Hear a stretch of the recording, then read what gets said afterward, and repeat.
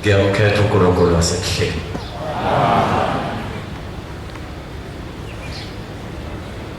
Nazaretha igcwele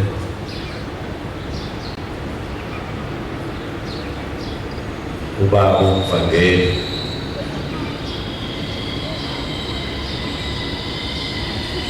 usenehlisele umthwalo osindayo ngosuku lweSabatha wasebuye ethi umthwalo kaNkulunkulu kufanele uthwale noma kuyiSabatha.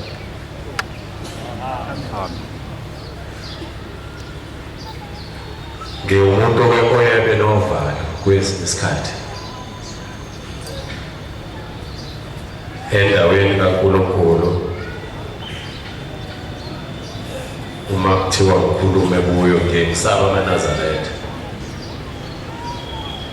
ngoba amaNazaretha abona imfihlakalo kaNkulunkulu, abona uNkulunkulu esesemhlabeni, abona uShembe, amkhetha, amkhotha. Ngiwumuntu oyebe novalo ekukhulumeni ukuthi ngizothi ngiyakhuluma bese ngibona laba bantu.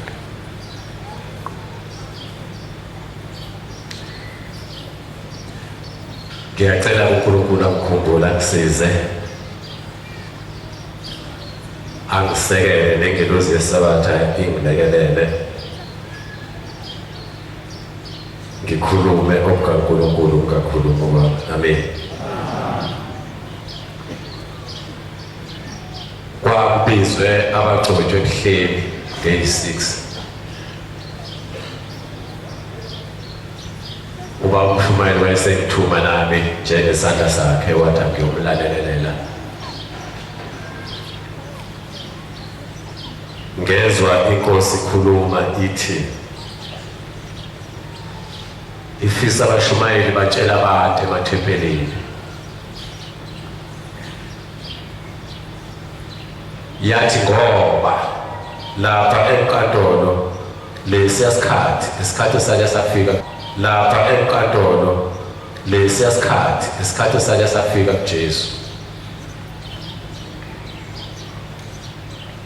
yathi khona babejabula bethi ngalolu usuku kuzobethela uJesu kanti uJesu wabethelwa kwaIsrayeli kwadlula kwakushunyaza ebuhleni. Yathi abashumayeli abatshela abantu emabandleni ukuthi akekho uShembe oyobekwa enkantolo. Yayisithi-ke nasi isihlabelelo eyayisinikeza abagcotshwe ebuhleni. Cela nje amavesi amabili kuso.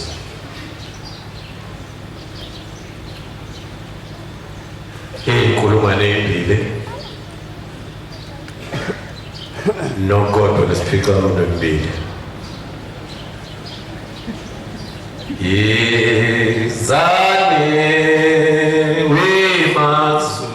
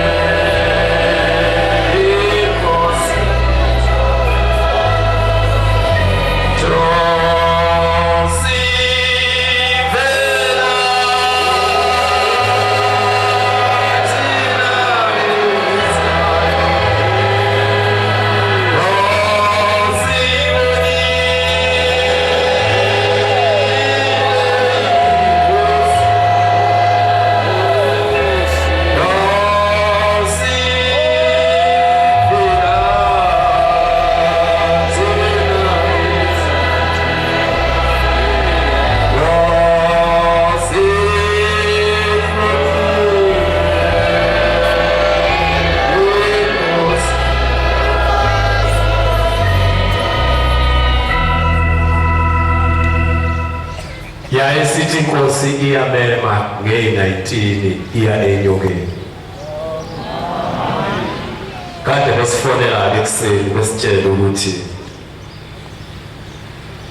imbiza iziwa ngothi. Xoliseka isiZulu esibheke. Uma kuthiwa imbiza iziwa ngothi kusuke kuthiwa yikho ngisho indawo yokuhlala. Lwaphinda futhi unyazi lwathi ngey'thulu uyasimema funda incwadi Hezekiya 20:40. Sesisemaphethelweni onyaka bagcwele sila ekhaya sikhonza uNkulunkulu. Sekufike isikhathi sesiseduze isikhathi sokuba sibuyele lapha esivela khona.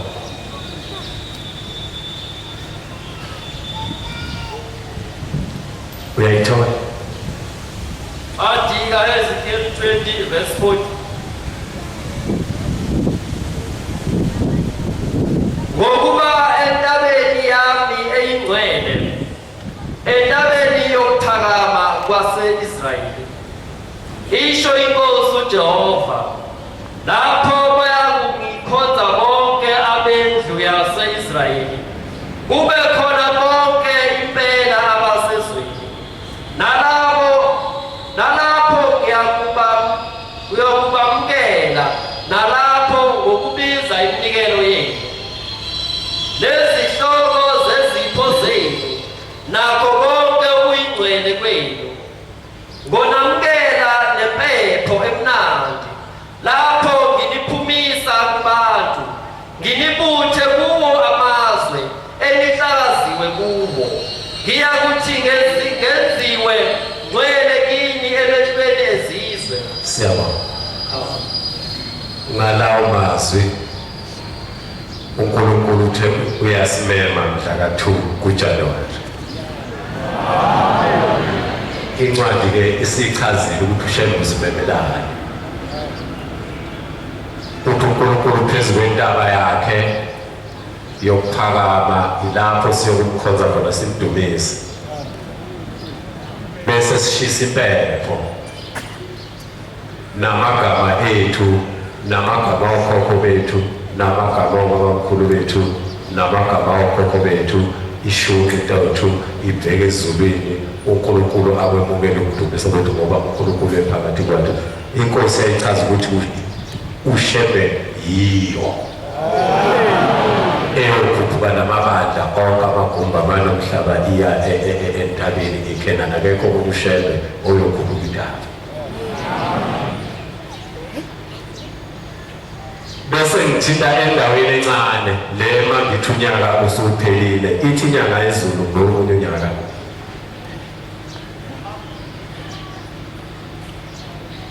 Kukhona iy'khumbuzo zamakhosi. Iy'khumbuzo zamakhosi kayiphuthwa, ziyagcinwa, ziyenziwa njalo. Ithi konje nina emzini wabamkhulu benu niyazenza iy'khumbuzo zoyihlokhulu benu nokhokho benu, nibakhumbuleni.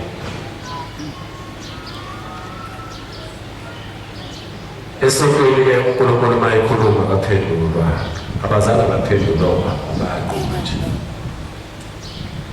Ithi ngiyawakhumbuza amadoda ukuthi uma kufika isikhathi indoda iye ekhaya ayofika ikhumbule okhokho bayo.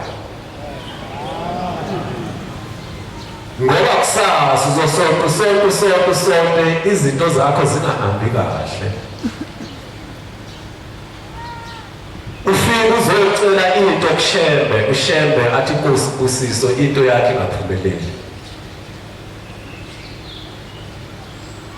Bese uyajika wena uthi uShembe akasebenzi, noma uShembe mina akawuzi umthandazo wami, akhuluma inkosi nyanga yezulu. Ithi kanti indaba ikuwe. Uma ufika la esontweni ufika unakusonto, ukushumayela, unake nokukhuluma indaba zabantu. Indaba zakini ungazinaki. Ithi akekho umuntu uyafika ifike ezocela kushembe engahambi nabantu bakubo. Umuntu uma ezocela into ithi Nkosi uma uqeda ukukhuluma bese ngilalela abantu bakini ukuthi ngimnike usibanibani bese benike namakhanda. Bathe izinto yethu akagcinwa akakwenza ukuthi akazasenzele lutho. Shembe ungamniki ngoba ufuna ukuphila kahle thina lapha esikhona asiphilile sisesigudini sosizi akakazi asikhiphe.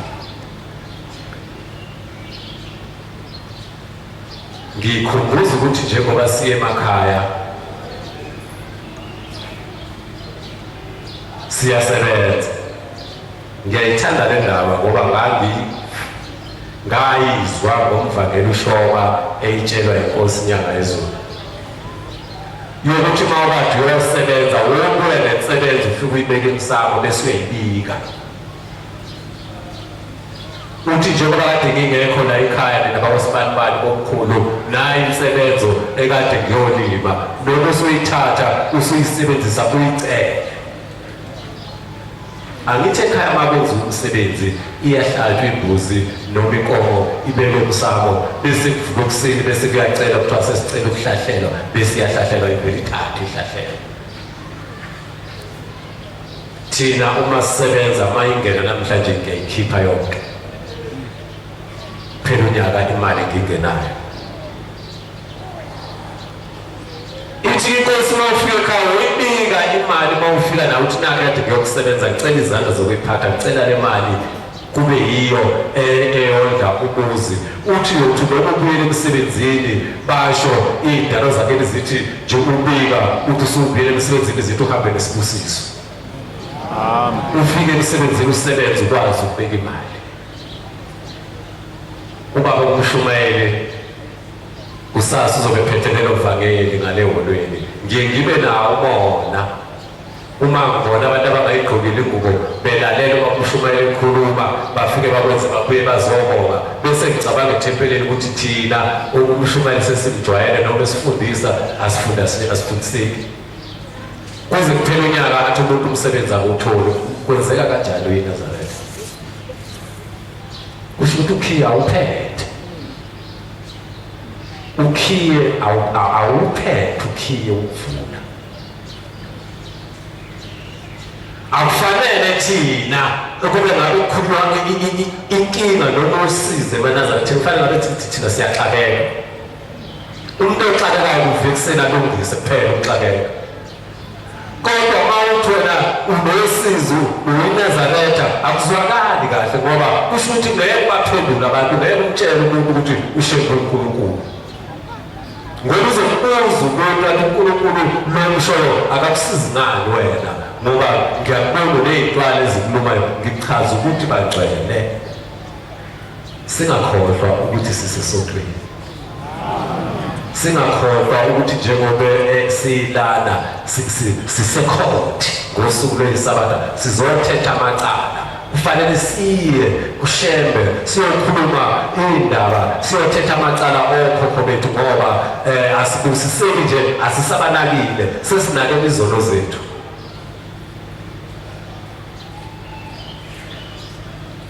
Kukhona insizwa eyihamba ngeitimela ngiyayicelela lezo insizwa ukuthi uNkulunkulu angasuki kuzo.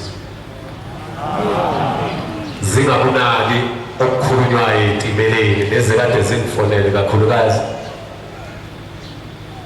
Azinakushembe kuphela. Zazi ukuthi emhlabeni kukhona ushembe iy'nkulumo zokwenza uNkulunkulu asuke phakathi kwazo. Uma usukhuluma ulimi olunenhlamba ushembe uyasuka kuwe kanti uyiNazaretha. Umlomo weNazaretha noma ulimi lweNazaretha kufana nomjovo kuyaphilisa. Kufana manje khona okungiphethe ngize eNazarethini ngizokhuluma neNazaretha ngifike ngisile. Amen. Ngisho ukuthi-ke ey'nsizweni azibukele uNkulunkulu uma umuntu uzokhuluma okungeyikho noma ulimi ongesilo olobuNazaretha suke eduze kwakhe. Futhi ungamcasukeli kodwa nje uyibone inkulumo yakhe umbusise futhi bese uyasuka kuye.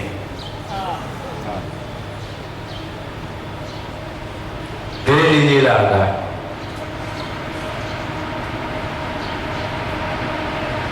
bathi kwakukhona indoda yabayikhaya ngifunde incwadi yeBhayibheli bengilanda nje ukuthi unyazi malusise entabeni lusuke lusisapha ngiyena umuntu weBhayibheli ngoba ngizalwe kuleli zwe lase-Afrika ngazi ukuthi abantu beBhayibheli abakwa-Israyeli akuveli kwa-Israyeli lebena ngiyaxolisa kodwa esontweni le ndoda yayiganiwe ngelinye ilanga unkosikazi wayo wazala ingane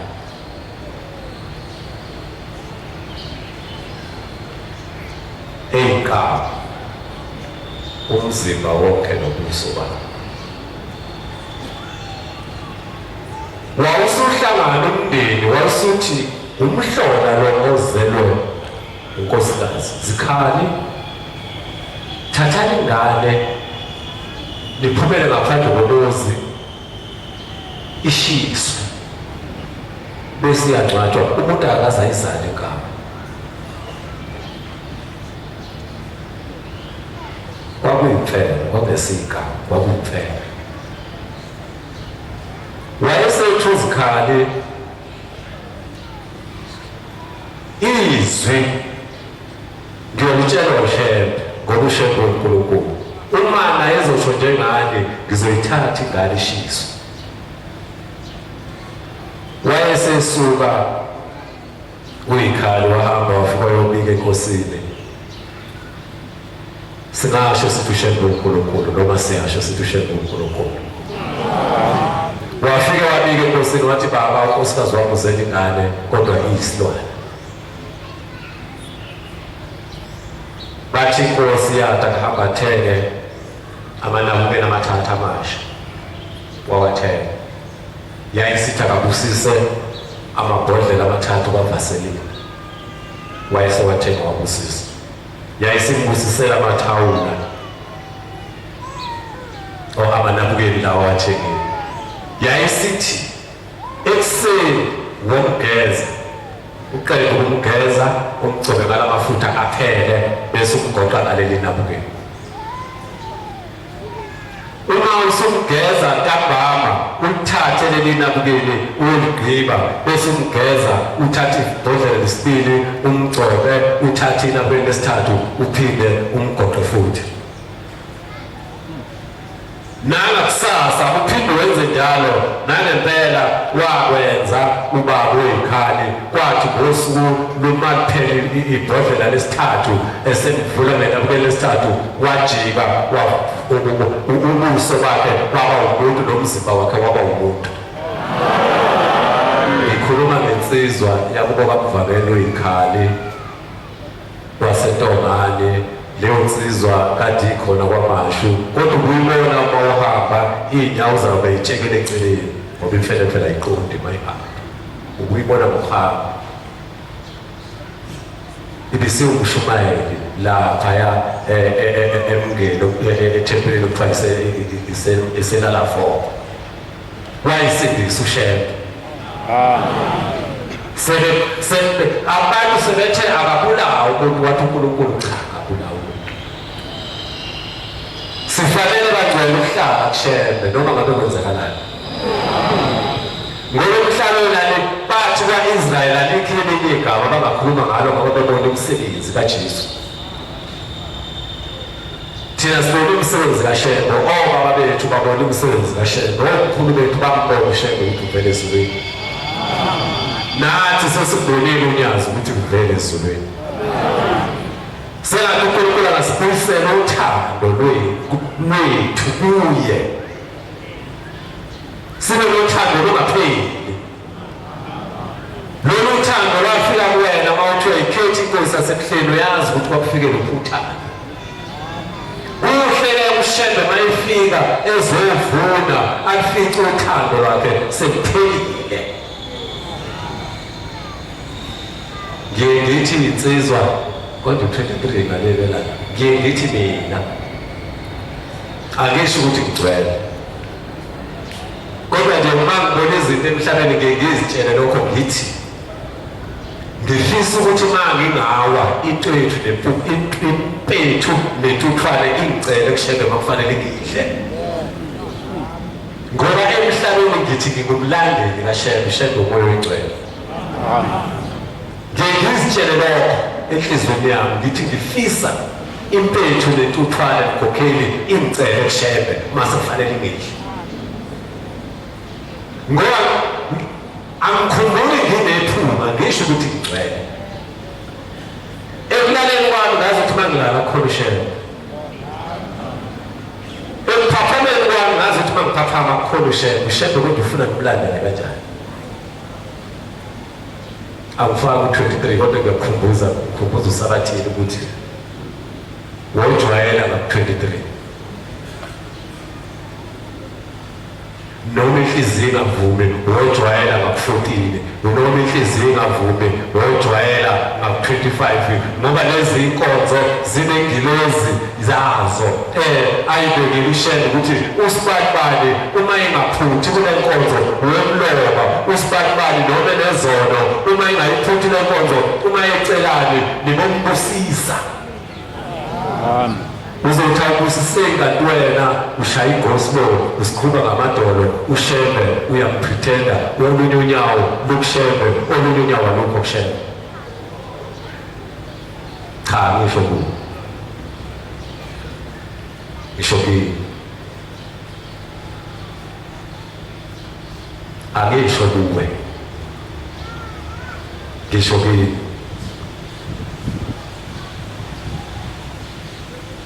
ukhona unkosikazi wayegula wahamba wayenkosini wafika wathi baba ngiyagula yayisithi inkosi uphethwe yini wathangaza asokuthiwa amaNazaretha uma uNkulunkulu ekuvivinya bese efika umuntu athi nje usibanibani uzoshona inhliziyo izogulana. Ithi inkosi njengoba umuntu uyagula kodwa wazi uphethwe yini uNkulunkulu uzokusindisa. Kodwa uma uyagula uyazi ukuthi uguliswa yini noma uthathwa usibanibani ngoba enhliziyweni yakho kuzobe uthwele usibanibani okuthakathayo ungabasacela uNkulunkulu ukuthi akusindise. Uzosinda kwakunkosikazi wabancube emapondweni lekukhuluma ngayo wayephethwe ngamadolo. Abantu-ke uma uthunywa noma usebenza umsebenzi kaNkulunkulu nomunye uyafisa athi nami ngifuna ukusebenza umsebenzi njengosibanibani lo mama ekhuluma ngaye wayepheka entanda ephekela abantu abasebenzayo kanti kukhona abafuna lowo msebenzi kodwa ngazi ukuthi benza kanjani. Yayisithi inkosi uzosinda ngoba wena wazi ukuthi uguliswa yini. Wathi umuntu uma egula kufanele acele kuNkulunkulu ukuthi akasinde noma ngabe ezwa ukuthi ugula nje usibanibani. Uma wazi ukuthi usibanibani uNkulunkulu uzobe sesuka kuwe ngoba usuzobe inhliziyo izobe isicabanga izinto eziningi ucabanga ukuthi ungathenga abantu bambulala. Kukhona omunye ngembuzo amaNazaretha angisho ukuthi kuRoma ngezwe inkosi kusola ithi uma uyiNazaretha ungabombiza umuntu ngesitha kodwa wothi mawunikelela uthi ngicela usibanibani uNkulunkulu angene kuye aguquke inhliziyo yakhe ibe umuntu. Ithi mawunikela uthi ngicela izitha zami uNkulunkulu ayichokoze. Ithi mabe umuntu loyo muntu uyambulala lowo muntu lowo umphefumulo kulo muntu kaNkulunkulu uthi ngicelise uthi ucela uNkulunkulu ayiguqule inhliziyo yakhe. Ngithethe indawo enhle yokuthi akuthethelela izitha ngizwe ameni uyakhokhela fanele akhokhele imali ameni. Kwabisho inkosi ithi isitha sakho wosithanda nothiko ngihlalele usho njalo ukuthi mina umuntu mayethe akafuni ukuvikisela ngiyokubingelela ngoba uNkulunkulu ufuna inhliziyo yakhe iguqule. Ithi inkosi ngelinye ilanga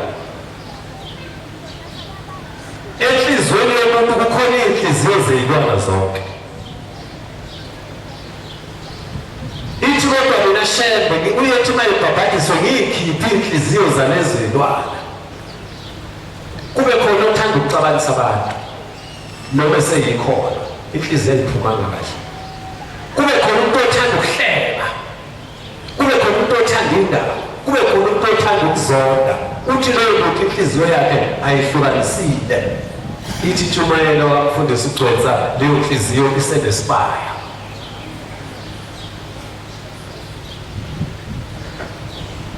Injani yami inhliziyo? Bangake ngifike ngababingelele ekuseni? Bangake ekuthe abafanele ukuba ngamaNazaretha kodwa uShembe uthi bangamaNazaretha? Ayinaso isibaya inhliziyo?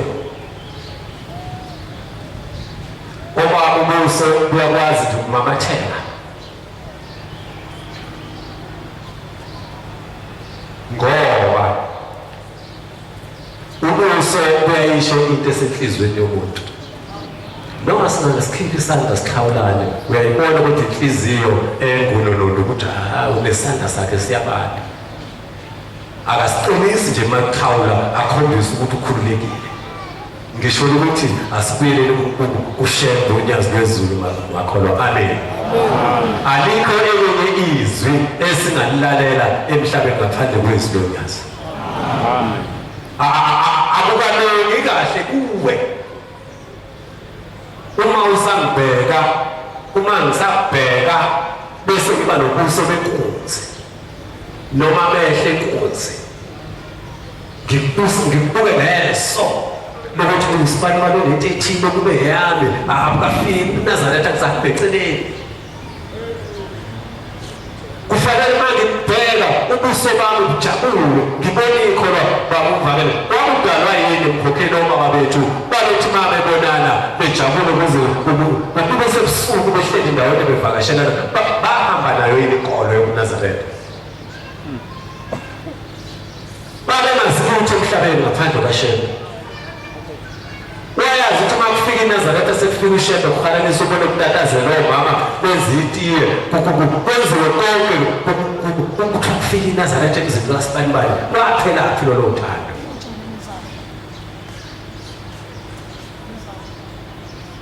Mangiphiwe Nkosi nami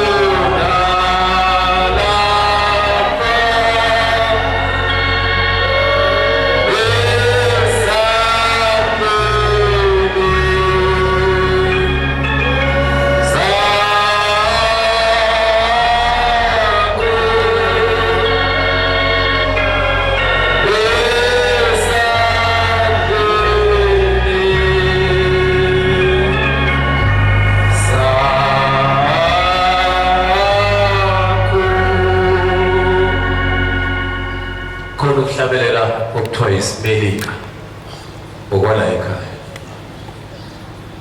Ngelinye ilanga kuhlatshwe inkomo ebuhleni zomhlangano. Kunenkomazi inqamula intambo, iboshwe ngentambo inqamula intambo. Ibanjwe ngentambo ibhome kakhulu inqamula intambo. Yaphuma inkosi inyanga izulu yayisibayeni. Yafika yabuza Mfundisi Madlala, kwenze njani inkomo yabhonga kangaka, yabamba umsindo kangaka? Athi uMfundisi Madlala, baba inqamula intambo inolaka ayifuni intambo isifuna ukubulala abantu. Ithi inkosi inyanga izulu, Mfundisi, le nkomo ithi khulelwe inomntwana eswini izobulawa kanjani nomntwana wayo? Umntwana wayo izoba yini? Nomntwana wayo izoba umhlatshelo na? Nibulela kanjani inkomo ezele? Khipha u-10 unikele. Cela ukuthi ngifuna ukubulala imphefumulo emibili. Wakhipha u-10 uMfundisi Madlala wanikela. Wathi yeke le nkomo, ithi inkomo isacela ukuzala umntwana wayo ikhulisa umntwana wayo babalele. Waya kanjani umthandazo wenkomo kuShembe esedlini? Uma uShembe kwesithi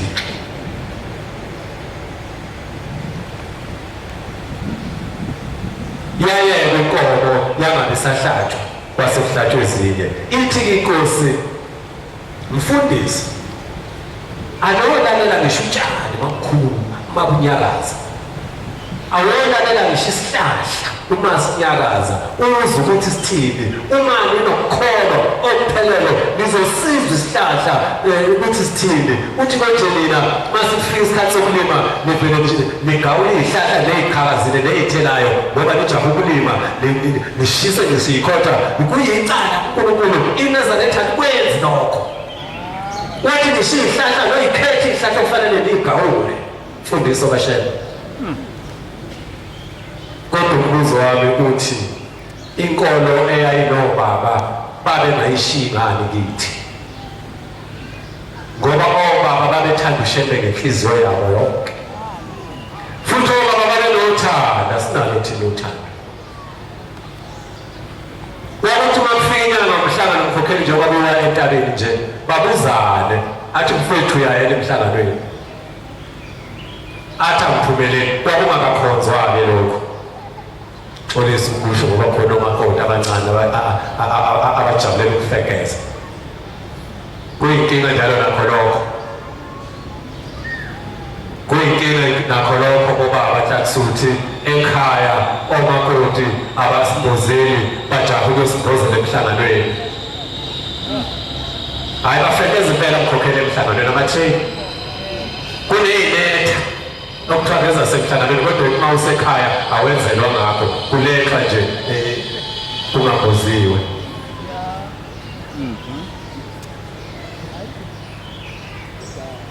Cha, angibasoli kodwa ngiyaxoxa ngoba kusesontweni ukuthi lokho nasekhaya akebagqoke nje amabhayi amasha, akhiphe nje ibhayi umakoti ebugalile insizwa uNazaretha acolezela kulethela ukudla okuhle,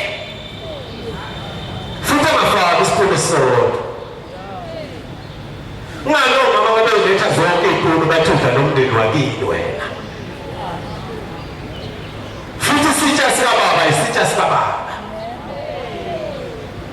Uma ubaba eshiyela ingane ayithathe ingane iphakele esitsheni sayo isigeze isitsha sikababa isibeke emsamo ngoba uNkulunkulu wala ekhaya. Amen.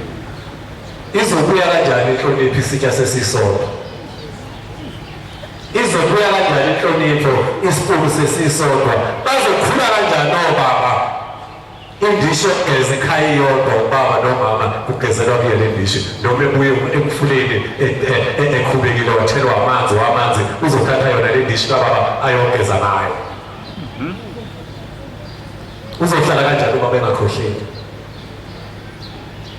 Izohlala kanjani indoda ingaphathwa yinkomo ngoba la ekhaya indishi yodwa?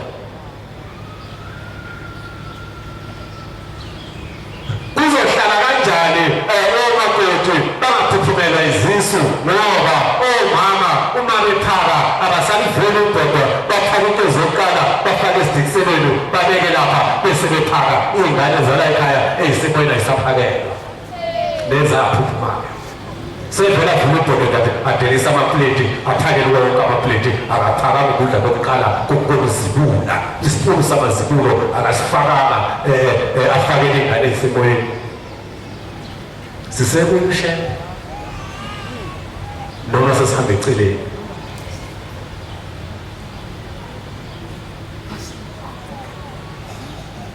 isibusise sizongena kanjani la ekhaya ngoba inkosazana uma ithunywa edolobheni izovuka ebuseni itathakusa ithatha ibhuluku yolifihla ngasesamweni iphume ngebhayi iyafika iyalikhumula ibhayi bese ifake ibhuluku kufanele ibonakale phela abafana bayincoma ukuthi ipakile ngesabatha kube inkosazana phakathi ney'nsuku cha uma ethu baba hawu ingane akhulume kuqala umama abanethi athi nganako makhelwana kuyenziwa ukuthi ngane iy'ngane ey'khona sekuyenziwa ukuthi ithe inkosi ebuhleli ngesonto yathi izinto ey'hlangene nohulumeni akuzona ezamanazaretha asebuhleli akhona amanazaretha okuthiwa wayifaka imqhele ngesabatha akahulumeni lwathi unyazi ngiyajabula kakhulu ngoba mina ngihamba nesilo ngeyi-19 ngizobe ngisenyokeni amen kodwa unawo no-WhatsApp wena ukey'tweni ngeke ulunge ngapho umbuzo khona inathuko uma ungenawo WhatsApp kulezi nathuko imboziwe ngeke ulunge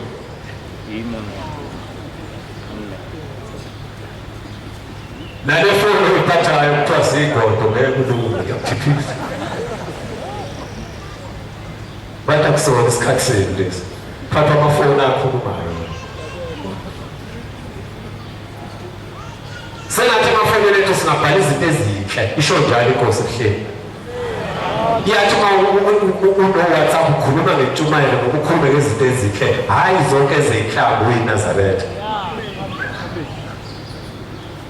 cha bengingasho komama ukuthi imali ifike emakhaya lothethisa iy'ngane ukuthi ngikhuluma into engiyibone ngolwesine lapha eShoprite eDube mina ke mangitholise ephuketheni nami ngiyabaleka ngifuna isihlangane ngoba uzophatheka kabi ulimale ngihlangana namakhosazana hawu ngiyakhohlwa ngokubingelela mangikwazi ngibonise ephutheni zangibingelela iy'ngane ziyesaba cha ngingayinaki ngidlule uma sezingaphesheya komgwaqo hawu lezi ngane ngiyazazi sithibeleni kodwa bayigqokile kahle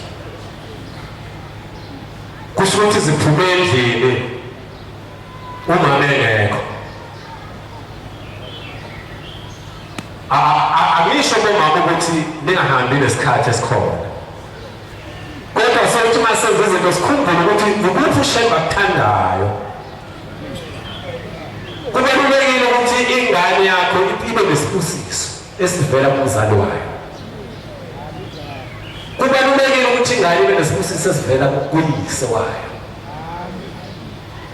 iyenze kahle ingane abonge umama athi mntana ukhule uzophatha isihlanga simhlophe uyayeluka ingane kuleli iy'nsuku zayo yathi inkosi akufanele uma umama weNazaretha uma ingane yakhe iyonile bese uthi akuzalanga ngabo labathupha ukuthi leyo ngane uyibulele ngeke iphinde izwe uzoyishaya ngembuku uzicishe ukuyikhepha ukuphefumula ngoba ibulawe nguwena mzali wayo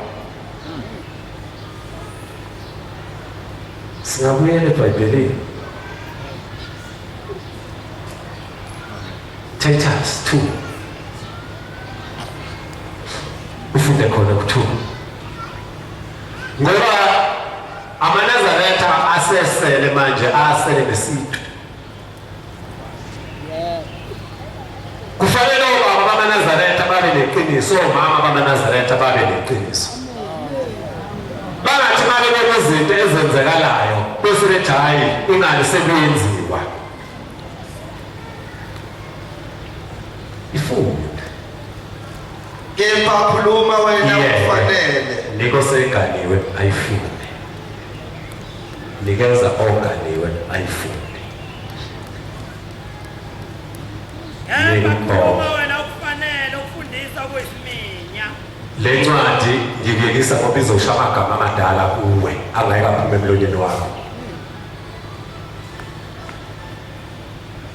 Uthi abesilisa abakhulile, Isiqala kobaba ababa abaqondayo, abaqotho, abahloniphekayo, abaqinisekileyo ekukholweni, amaNazaretha lawo. nasekuthandeni, nasekubekezeleni. Kunjalo abesifazane abakhulile, Isiyajikiya komama. abahamba okufanele ukugcwele, bangabi abahlebayo, bangabi zigabwa, bafundise okuhle, ukuze bafundise abesifazane abasha, bathande amadoda abo, bathande abantwana babo, baqonde babemhlophe, bahlale emakhaya, babemnene, bahloniphe amadoda abo, ukuba izwi likaThixo lingathukwa. Ngiyabona bengiyifuna lapho yokuthi izwi likaShembe lingathukwa. Kubuhlungu uma uzwa umuntu esethi yiNazaretha njalo lelo lisuke selenzeni emkhokheni. Hayi yiNazaretha njalo lelo. Nabangayigqokeli ingubo kufanele bakuzele omweni ukuthi hayi wena ulandela unyazo iNazaretha uguqukile, uphendukile, awukholiwe. Kunzima ukukholwa. Kodwa uguqukile walandela uNkulunkulu, wahamba endleleni kaNkulunkulu. Amen. Konke lokho engikukhulumayo cha ngibhekisekile bagcwele ukuthi kufanele bangenze izinto ukukhumbula ukuthi ebuhleni ukhona uShembe. Sesisemaphethelweni onyaka. Awuzifune emzalwane ukuthi njengoba unyaka uphela uphethe uyongena nale mzini kababa wakho. Uyothi uma ufika ubingelelwa ekhaya uyofika uphetheni. Uyofika ukuthi khona sinehamba lona. Uma ungenazo ingane bekuhlangabeza abashaka bethi nangu malungu bethatha isikhwama sigcwele ama-afa lona namakepisi.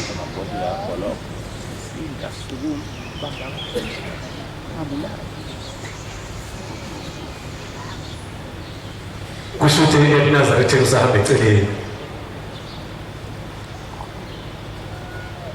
Ngoba uma uyiNazaretha bobaba behlalisa ukuthi eganiwe ngisho inkukhu yala ekhaya uma ufikile kufuneka ikake iNorox.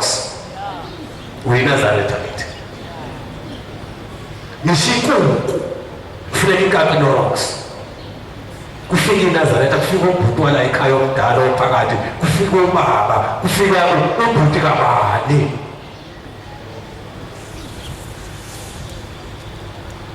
Sengihlala phansi. Uba mvangeli uzovala inkonzo. Ngicela uGenesis angihlabelele 3:37. Kodwa nje umphako kukhona ke umkhokheli amazi ngabulungisa kanjani. Sesiganwa abantu abafunde kakhulu. Cha, akesho njalo amakhosazana. Noma ningaphuma nina akuyona inkonzo yenu le. Siyofika kanye ekhaya sekuvalwe emsebenzini.